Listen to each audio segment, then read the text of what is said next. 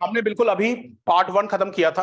Okay, part 1 of the constitution from article 1 to 5, आज 1 to 4। अब आज पार्ट 2 शुरू कर रहे हैं। The part 2 talks about the thing that is आपके इंडियन सिटीजनशिप। ओके, जो पार्ट 2 है वो आपके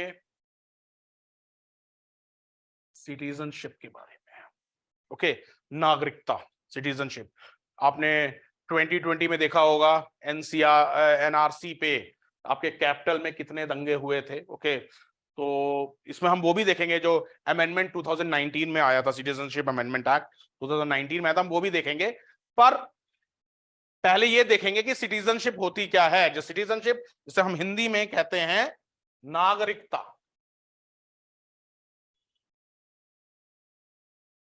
नागरिकता। ओके, अब जैसे आस्था बताएंगे what is the difference between citizen and nationality. Are the same citizenship and nationality? Citizenship कहीं की भी हो सकती है, नेशनलिटी जहां पे पर्सन रिसाइड करता है। बॉन्ड, अदनान सानी के सिटीजनशिप और नेशनलिटी एक ही है। And what about the Britain prime minister Rishi Sunak? है ना थोड़ा कंफ्यूजिंग। ओके, हम कहते हैं ना he is Indian origin, he is not Indian because he has a passport of Britain. एक चीज ध्यान रखना क्लास, हमारे भारत संविधान में आप एक ही देश के नागरिक हो सकते हैं। इधर आपने फॉरेन का पासपोर्ट एक्वायर किया, उधर भारत की नागरिकता ऑटोमेटिकली कैंसिल हो गई। You can not have two passport simultaneously in India. अभी नहीं है, बहुत जोर बनाए जा रहे हैं कि ऐसा हो, पर अभी हुआ नहीं। आप दो पासपोर्ट नहीं रख सकते। मतलब जैसे ऋषि सुनक इंडियन ओरिजिन के हैं, Indian origin. Okay, Kamala Harris the vice president of USA, Indian origin की प्रेसिडेंट हैं, वाइस प्रेसिडेंट हैं, अमेरिकन है, इंडियन नहीं है, इंडियन नेशनैलिटी नहीं है। तो हम यहां पे सब चीज एक एक चीज देखेंगे। ओके, भारत के कॉन्स्टिट्यूशन में, इंडिया के कॉन्स्टिट्यूशन में class citizenship part 2 of the constitution में, मतलब अभी हमने कॉन्स्टिट्यूशन, जो नए स्टूडेंट्स हैं, okay, Deepshikha and what's your good name? Jahnavi. Okay, part 2 of the constitution है, और ये आर्टिकल 5 से आर्टिकल 11 के बीच में, मतलब संविधान का आर्टिकल 5 से आर्टिकल 11 किसके बारे में बात करता है? सिटीजनशिप के बारे में, नागरिकता के बारे में। ओके, और इसमें बहुत अलग अलग चीजें हैं। ओके, तो पहले हम सबसे पहले ये देखेंगे कि सिटीजनशिप होती क्या है, मतलब क्या है सिटीजनशिप।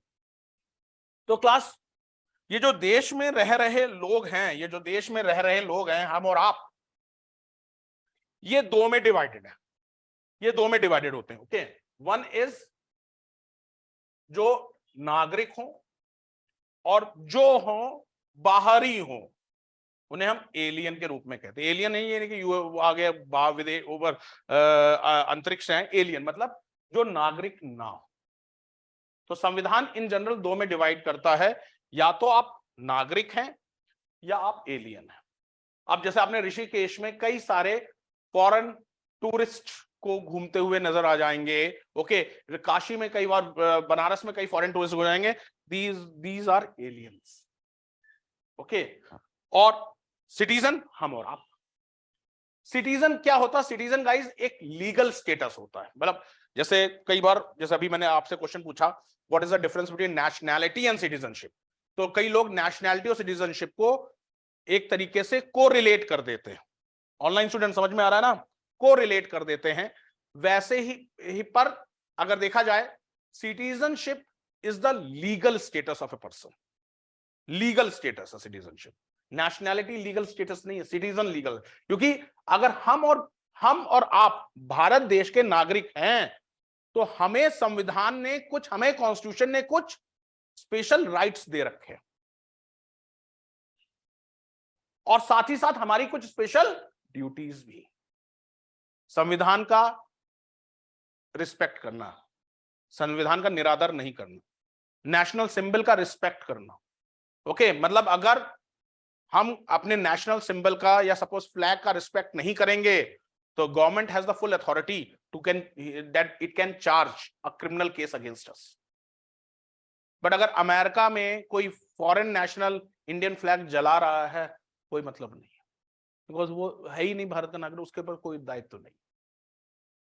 अगर इंडिया में कोई अगर फॉरेन फ्लैग, अमेरिका, ब्रिटेन या किसी का फॉरेन फ्लैग जला रहा है, कोई फर्क नहीं पड़ता, जला लो, कुछ नहीं है, कुछ नहीं होगा। बट अगर इंडिया में रहेगा, तुम इंडिया का फ्लैग जलाओगे, सर नेशनल सिंबल का डिसरिस्पेक्ट कर रहे हो, क्रिमिनल केस लग जाएगा, कोर्ट कचहरी का मामला हो जाएगा। ओके, तो सिटीजनशिप क्या होता है, सिटीजनशिप क्यों बनी? सिटीजनशिप इसलिए बनी ताकि पर्सन्स में विभेद कर सके, पर्सन में डिफरेंशिएट कर सके। एक सिटीजन है जिनको जिनको देश कुछ अधिकार देगा। क्या अधिकार देगा? आप प्रेसिडेंट बन सकते हैं, आप प्राइम मिनिस्टर बन सकते हैं, आप एमपी बन सकते हैं, आप एमएलए बन सकते हैं, आप गवर्नर बन सकते हैं, आप हाई कोर्ट के जज, सुप्रीम कोर्ट के जज बन सकते हैं। यह सब फॉरेन एलियंस के ऊपर नहीं अलाउ है, ये सिटीजन्स पे ही है। कल को आप लोग यूपीएससी या पीसीएस का फॉर्म भरोगे तो सबसे पहले क्या आता है? क्या आप भारत के नागरिक हैं? तो उस पर क्या टिक करते हो? यस। अब यूपीएससी का फॉर्म कोई अमेरिका वाला नहीं भर सकता। आईएएस जिसकी आप तैयारी कर रहे हो वो भारत के नागरिक ही भर सकते हैं, फॉरेन नेशनल नहीं भर सकता, एलियन नहीं भर सकता। तो मतलब क्या है, सिटीजनशिप का मेन मकसद क्या है कि ये आपको हर इसके थ्रू संविधान, इसके थ्रू कॉन्स्टिट्यूशन हर पर्सन को कुछ राइट्स देता है, कुछ राइट्स देता है, उसके साथ कुछ ड्यूटीज भी होती। ड्यूटीज क्या होंगी? आप देश के प्रति लॉयल रहेंगे, आप देश के प्रति लॉयल रहेंगे। ओके, एलियंस के लिए ना राइट्स हैं ना ड्यूटीज है, कुछ इक्का दुक्का है। आप कहोगे नहीं सर आर्टिकल 14 एलियंस के लिए भी है। मतलब अभी इसके बाद नेक्स्ट क्या आ रहा है, आपने सब लोग ने जो 12th पास हैं, आपने स्कूल में पढ़ रखा होगा सिविक्स में फंडामेंटल राइट्स। तो इसके बाद सिटीजनशिप के बाद पार्ट 3 आता है जिसमें फंडामेंटल राइट्स आते हैं। तो उसमें हम ये देखेंगे कि फंडामेंटल राइट्स में आर्टिकल 14 वो सभी के लिए है। ठीक है, तो अब सिटीजनशिप की जरूरत क्यों पड़ी? Okay, I have a very good picture for this. Yes, citizenship की क्यों जरूरत पड़ी? आप देख सकते हो क्लास, सिटीजनशिप इन तीनों का मिक्सचर है। ये 3 वेन डायग्राम है, इक्वालिटी, जस्टिस एंड डाइवर्सिटी। मतलब साउथ का जो रहने वाला है, जो तमिलनाडु का रहने वाला पर्सन है, तमिलनाडु का रहने वाला जो नागरिक है, तमिलनाडु का जो रहने वाला पीपल है, वो भी क्या है? इंडिया का सिटीजन है। जो गुजरात में रहने वाला पर्सन है वो भी इंडिया का सिटीजन है। तो सिटीजनशिप क्या दे रही है? इक्वालिटी दे रही है। इस एंगल से आपके लक्ष्मीकांत में नहीं दे रखा होगा, सिटीजनशिप से इक्वालिटी का स्टेटस मिलता है। समझ में आ रहा है क्लास? मतलब आप कहीं नॉर्थ ईस्ट, वो भी भारत के नागरिक है, वो भी भारत के नागरिक है, तो उनको भी बराबर का अधिकार है सिटीजन बनने का। समझ में आया क्लास? तो सिटीजनशिप इक्वालिटी देती है। फिर क्योंकि भारत इतना डाइवर्स है, भारत में जम्मू कश्मीर, हिमाचल प्रदेश, नीचे साउथ, इधर नॉर्थ ईस्ट, इधर गुजरात, डाइवर्सिटी ज्यादा है। पर जब एक यूनिफॉर्म सिटीजनशिप होगी तो यूनिफॉर्मिटी लगती है, यूनिटी आती है, हम साथ साथ हैं वाली फीलिंग आती है कि हम कितने भी डाइवर्स हो, हैं तो एक ही कंट्री के निवासी। ओके, एक ही झंडे के लिए मतलब सभी लोग लड़ने उस पर तैयार रहते हैं। ओके, तो सिटीजनशिप में आपके एक तरीके से डाइवर्सिटी को वो यूनिफाई करती है। हम कहीं भी हो इंडियन सिटीजन है। अभी हम भले ही इस क्षेत्र में, हम कई बार क्षेत्रवाद आपके रीजनल में पढ़े जाते हैं, पर जैसे आप फॉरेन जाओगे आपको मालूम, अच्छा दूसरा बंदा साउथ का है, यार मैं भी इंडियन हूं, तुम नीचे तेलंगाना से हो, मैं भी नॉर्थ का हूं। ओके, तो वहां पे अपनी अपनी फीलिंग आ जाती है। ओके, दूसरा है जब सिटीजन को कुछ राइट्स दिए जाते हैं तो वो वहां पे जस्टिस की बात आ जाती है। जस्टिस, बराबरी, जिसमें न्याय वो चीज हो। समझ में आया क्लास क्यों सिटीजनशिप इंपॉर्टेंट है? सिटीजनशिप से मेन चीज क्या होती है? सिटीजनशिप के पास कुछ राइट्स होते हैं और उनके पास उनके लिए कुछ ड्यूटीज होती हैं। ओके, अब नटशल में समझेंगे, फिर उसके बाद मैं डिक्टेशन शुरू कर देता हूं कि सिटीजनशिप क्या है। ओके, देखिए क्लास, जैसे मैंने अभी आपको बताया, हमारे क्या इंडियन सिटीजनशिप पार्ट 2 में है, आर्टिकल 5 to 11 है, ये चीज ध्यान रखिएगा, पार्ट 2 में है।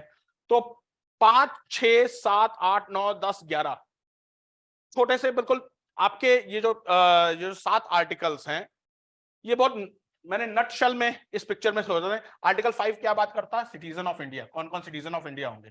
आर्टिकल 6 क्या बात करता है? कॉन्स्टिट्यूशन का आर्टिकल 6 क्या बात करता है कि जब पाकिस्तान बना था, कुछ लोग, जब पाकिस्तान बना, कुछ लोग पाकिस्तान से माइग्रेट होकर के इंडिया आए, तो return from Pakistan shell be citizen. जो पाकिस्तान से आए हैं उनको नागरिक, भारत का नागरिक समझा जाएगा। ठीक है। पार्ट आर्टिकल 7 क्या बात करता है? माइग्रेटेड टू पाकिस्तान, कुछ लोग यहां से पाकिस्तान गए पर वहां के हालात उन्हें समझ में नहीं आए, वापस इंडिया आ गए। Migrated to Pakistan return to India shall be citizen. ठीक है। Article 8 overseas citizen of India, मतलब उनके ग्रैंडफादर फादर कहीं बाहर रह रहे हैं पर उनके डिसेंट, उनकी लीनियज भारत के थे, overseas citizen of India. Okay. Article 9 किस बात की बात करता है? If a person voluntary acquires citizenship of other country loses Indian citizenship. अभी मैंने क्या समझाया? भारत में आप 2 पासपोर्ट नहीं रख सकते। ये चीज आप अभी जब तक कानून नहीं बनता, ये आप अपने दिमाग में गांठ बांध करके डाल लीजिए। भारत में आप किसी भी नागरिक के पास 2 पासपोर्ट इंडिया में नहीं हो सकते। एनआरआई के पास इंडियन पासपोर्ट होता है, एनआरआई के पास इंडियन पासपोर्ट होता है, इसलिए एनआरआई वोट दे सकता है 2010 के बाद, पर इलेक्शन में नहीं खड़ा हो सकता। इलेक्शन में एनआरआई नहीं खड़ा हो सकता। 2010 से पहले वो वोट भी नहीं दे सकता था, 2010 के बाद वो वोट दे सकता है एनआरआई। अब एनआरआई कौन होता है? एनआरआई वो पर्सन होता है जो फॉर मतलब एक लॉन्ग टर्म के लिए, ओके, इंडिया में लगातार नहीं रह रहा है, उसे हम एनआरआई कहते हैं। एजुकेशन पर्पस से गया है, बिजनेस पर्पस से गया है, ओके, वो एनआरआई है।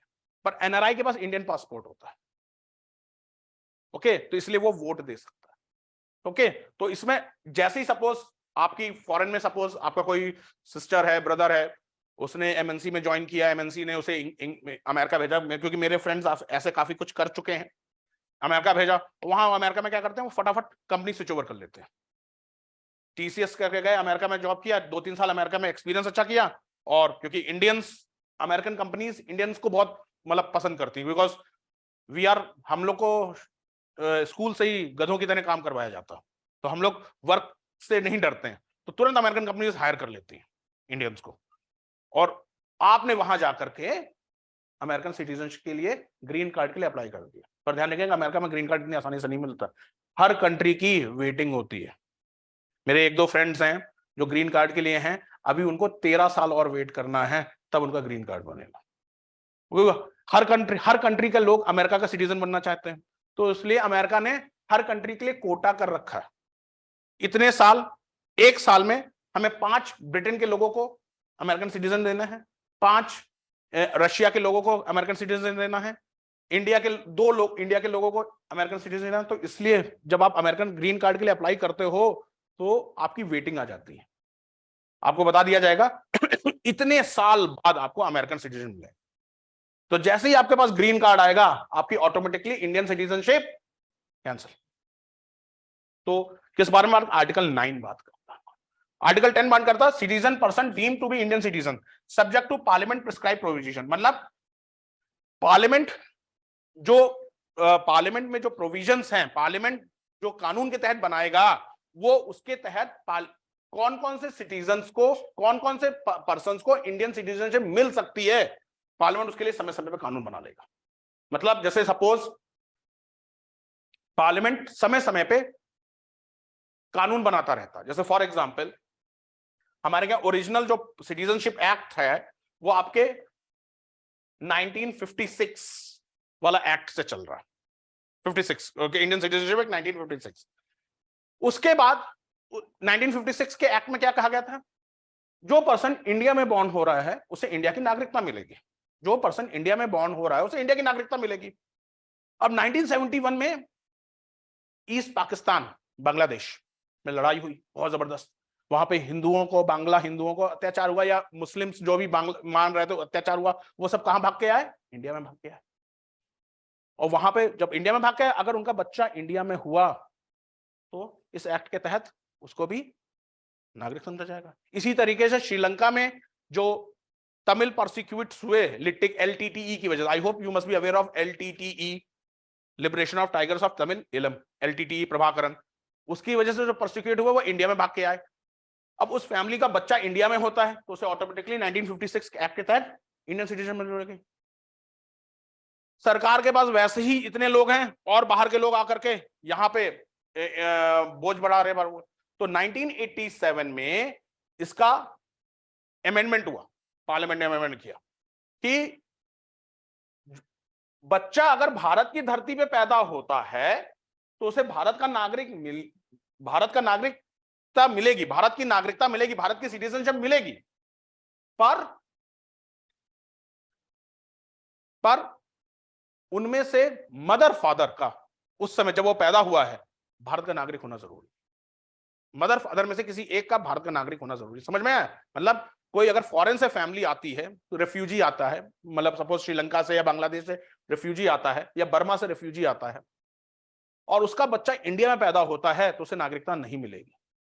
बट उनमें किसी एक की अगर भारत की नागरिकता होगी तो उस बच्चे को भारत की नागरिकता मिलेगी। तो इसका मतलब कहने का मतलब, समझने का मतलब यह है गाइस कि आर्टिकल 10 कहता है कि समय समय पे पार्लियामेंट एक्ट में बदलाव करती रहेगी जिसके थ्रू नागरिकता ऊपर नीचे मतलब किसको देनी है किसको नहीं देनी। ओके, और फिर आर्टिकल 11 और क्लियर करता है कि पार्लियामेंट सिटीजनशिप पे कानून बनाएगी। ध्यान रखना, पार्लियामेंट सिटीजनशिप पे कानून बनाएगी, मतलब सिटीजनशिप किसका मामला है? यूनियन लिस्ट का। अभी जब आपने सुन रखा होगा, अभी जब 2020 में दंगे हुए थे एनसी वो आपके एनआरसी के ऊपर और सीए के ऊपर, सिटीजनशिप अमेंडमेंट एक्ट पे दंगे हुए थे और कुछ केरला ने और कुछ स्टेट्स ने कह दिया था, असम तब जो केरला ने कुछ कह दिया था और एक दो और स्टेट्स थे कि हम अपने यहाँ सीए लागू नहीं करेंगे। सर आप ऐसा कर ही नहीं सकते। क्यों नहीं कर सकते? क्योंकि सर वो मामला किसका है? वो यूनियन लिस्ट का मामला है। 12th पास आप ध्यान रखो, सिविक्स में पढ़ा होगा 3 लिस्ट होती है, union list, state list, concurrent list. याद करो 10th में पढ़ा होगा union list, state list, concurrent list. कोई बात नहीं, मतलब हमारे यहाँ सबके अलग अलग सब्जेक्ट्स डिवाइडेड है। कहने का मतलब यह है सेंटर यूनियन पे कानून बनाएगा, ओके, यूनियन लिस्ट में कानून बनाएगा, स्टेट लिस्ट पे कानून बनाएगा और कंकरेंट लिस्ट में दोनों कानून बना सकते हैं। तो जब सिटीजनशिप यूनियन लिस्ट में आती है, स्टेट किस तरीके से पास कर सकता है कि हमारे यहाँ सीए लागू नहीं होगा? वो तो सिर्फ दिखाने के लिए है, पॉलिटिक्स के लिए है, रियल में वो कर ही नहीं सकता। क्योंकि कानून आर्टिकल 11 कॉन्स्टिट्यूशन क्या कह रहा है? Parliament is empowered to make law on citizenship. ठीक है, ओके। अब चिंता ना करिए, इसके बाद मैं डिक्टेशन पे आता हूं। अब भारत में कितने तरीके से सिटीजनशिप एक्वायर होती है? भारत में कितनी तरीके से सिटीजनशिप एक्वायर होती है? हम और आप यहां जितने बैठे हैं मोस्टली बाय बर्थ। यहां पे जितने लोग बैठे हैं मेरे ख्याल जितने ऑनलाइन ले रहे हैं सबकी बाय बर्थ सिटीजनशिप है, सब भारत की धरती पे पैदा हुए बाय बर्थ। ओके, उसके बाद बाय डिसेंट, मतलब आप पैदा कहीं और हुए बट क्योंकि आपके फादर या ग्रैंडफादर भारत के सिटीजन रहे हैं इसलिए आपको सिटीजनशिप मिल रही, पैदा आप कहीं और हुए। ओके, बाय नेचुरलाइजेशन, अदनान सानी, अदनान सानी नेचुरलाइजेशन, मतलब आप लंबे समय पे भारत में रह रहे हैं और आपने कर लिया, मतलब इस एक तरीका, इसको हम थोड़ा बहुत रजिस्ट्रेशन के थ्रू भी कह सकते हैं, बट बाय नेचुरलाइजेशन कि आप लंबे, अदनान सानी आज से नहीं, ओके, अगर आपने उसका पहला म्यूजिक सुना होगा, ओके, लिफ्ट करा दे, ओके, तो उससे पहले भी वो भारत में आता जाता रहता था। ओके, उसके बाद मतलब से अबाउट आई थिंक 2001 या 2000 से अदनान सानी का 2000, ओके, तो 10-14 साल वो करीब भारत में रहा। ओके, उसके बाद उसने अप्लाई किया कि हमें भारत की सिटीजनशिप चाहिए। तो नेचुरलाइजेशन, एक लंबे समय पर जब आप रह रहे हैं और आप कह रहे हैं कि हमें भारत ही कहीं ना, तो नेचुरलाइजेशन। फिर है रजिस्ट्रेशन। ओके, आप रजिस्ट्रेशन के थ्रू आप सीधे आप कहीं फॉरेन कंट्री में रह रहे हैं और आपको भारत की नागरिकता चाहिए है, आप वहां पे भारत की एम्बेसी पर जाएंगे या हाई कमिश्नर के पास जाएंगे, उनसे फॉर्म मांगेंगे कि हमें भारत की नागरिकता चाहिए। उसके लिए आपके पास कुछ कंडीशंस को फुलफिल करना पड़ेगा और आपको भारत की नागरिकता मिल जाएगी। और अगर भारत किसी फॉरेन टेरिटरी को कब्जे में ले लेता है तो उसके लोगों को नागरिकता मिल जाएगी। जैसे सपोज सिक्किम, सिक्किम भारत का पार्ट नहीं था। 72 में सिक्किम को भारत का पार्ट मिलाया तो सिक्किम के लोगों को भारत सपोज बलूचिस्तान पे कब्जा कर ले, ओके, तो बलूचिस्तान के अगर कब्जा कर ले भारत ने, उसे अपने में मिला लिया तो उसके सबको भारत के नागरिकता। तो 5 तरीके से भारत की सिटीजनशिप को पाया जा सकता। 3 तरीके से भारत की सिटीजनशिप खोई जा सकती है, बाय टर्मिनेशन। सरकार को लगता है कि हाँ ये पाकिस्तान की मदद कर रहा है, ये अमृतपाल के पीछे खूब वीडियो फॉरवर्ड कर रहा है, ओके, तो वो आपकी सिटीजनशिप कैंसिल भी कर सकती है, टर्मिनेट कर सकती है। लड़ाई के दौरान अगर यह साबित हो गया कि आपने दुश्मन के साथ मिली भगत की है और देश को धोखा दिया है, साबित हो, कोर्ट में साबित हो जाए, तो the government has fully authorised to cancel your citizenship, terminate कर सकती है। दूसरा, डिप्रीवेशन, मतलब किसी कंडीशन में किसी कोई आपको डिक्टेट करेंगे कुछ स्पेशल कंडीशन में जहां किसी पर्सन को सिटीजनशिप डिप्राइव किया जा सकता है, ओके। और लास्ट है बाय रिनंसिएशन, मतलब आप अगर आपने दूसरी सिटीजन कंट्री की सिटीजनशिप अप्लाई कर रखी है और वो आपको मिल जाती है तो भारत की सिटीजनशिप छोड़ी जा सकती है, ठीक है, ओके। तो ओवरऑल हमारा जो सिटीजनशिप है वो हम जो इंडियन सिटीजनशिप है वो आपके 2 में चलता है गाइस। इंडियन सिटीजनशिप 2 में पड़ता है, ओके। वन इज जस सोली, अनदर इज जस, ये सब चीजें लिखेंगे तो मार्क्स मिलते हैं, मतलब ये सब चीजें इंप्रेशन के लिए बड़े इंपॉर्टेंट है। जस सोली एंड जस सैंगुइनिस, जस सोली एंड जस सैंगुइनिस, अब ये लैटिन वर्ड है, मतलब law of soil and law of blood. Indian citizenship 2 में डिवाइड होती है, लॉ ऑफ सॉइल और लॉ ऑफ ब्लड। मैं इस धरती पे पैदा हुआ तो इस देश की नागरिकता मेरा राइट है, मैं इस धरती पे पैदा हुआ तो इस देश की नागरिकता मेरा राइट है, ओके। अब आप लोग में से कुछ लोग आईएफएस बन गए, इंडियन फॉरेन सर्विस, और आपको पहली पोस्टिंग ही शादी के बाद मिल गई बाहर, मैक्सिको। पहले तो क्लास इतनी हाई कंट्री मिलती नहीं है, आपको सबसे पहले अफ्रीका के आसपास फेंका जाता है, okay, Mozambique, okay, Zambia, okay. तो आपको वहां पे आपका बच्चा होता है, अब वो बच्चा तो विदेश धरती पे हुआ तो उसके ऊपर just Soli law of soil नहीं लागू होगा, उसके ऊपर क्या लागू होगा, लॉ ऑफ ब्लड लागू होगा। वो बच्चा कहेगा कि क्योंकि मेरे माता पिता भारत के नागरिक हैं इसलिए मेरे को भी भारत का नागरिक दिया जाए। तो इंडियन सिटीजनशिप कभी कैसे होगा, it can be acquired in 2 ways, jus soli and jus sanguinis. Indian citizenship में 2 ही कानून चलते हैं, jus Soli, law of soil and law of blood.